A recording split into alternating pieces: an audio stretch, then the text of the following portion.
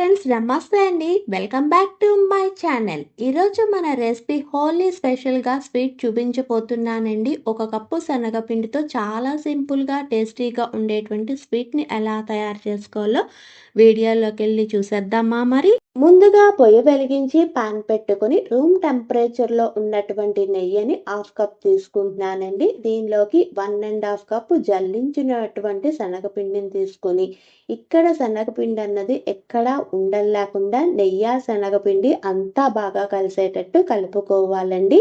Flame అన్నది మాత్రం పూర్తిగా లో ఫ్లేమ్లోనే పెట్టుకొని ఈ రెసిపీ అన్నది చేసుకోవాలన్నమాట. ఇక్కడ ఇంకొక హాఫ్ కప్ శనగపిండి వేస్తున్నటువంటి క్లిప్ అనేది మిస్ అయిపోయింది ఫ్రెండ్స్. అంతేకాదండి, ఇక్కడ మాత్రం మనం తీసుకున్నటువంటి ప్యాన్ కొంచెం దలసరిగా ఉండాలన్నమాట. దలసరిగా లేదనుకోండి మన శనగపిండి అన్నది కొంచెం కలర్ చేంజ్ అవుతుంది, కానీ టేస్ట్లో ఎటువంటి డిఫరెన్స్ అన్నది ఉండదన్నమాట.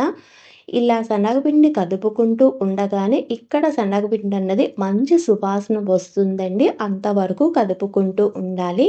ఇంట్లోని 2 టేబుల్ స్పూన్ సూజీ అండి, అదే ఉప్మా రవ్వ అంటాం కదా, దాన్ని కొంచెం కొంచెం వేసుకుంటూ ఉండలన్నవి లేకుండా మొత్తం కలిసేటట్టు కలుపుకోవాలండి. ఇలా కలుపుకుంటూ ఉండగానే ఒక్క 2 నిమిషాలకి శనగపిండి సూజీ మిశ్రమం అనేది కొంచెం గట్టి పడుతుందన్నమాట.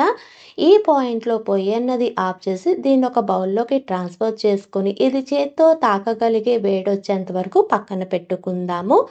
అంతలోకి ఒక మిక్సీ జార్ తీసుకొని దీనిలోకి 3/4 కప్పు షుగర్ని వేసుకోవాలండి. స్వీట్ అన్నది కొంచెం ఎక్కువ తినే వాళ్ళైతే మాత్రం 1 కప్పు షుగర్ని వేసుకొని ఫైన్ పౌడర్గా చేసుకోవాలి.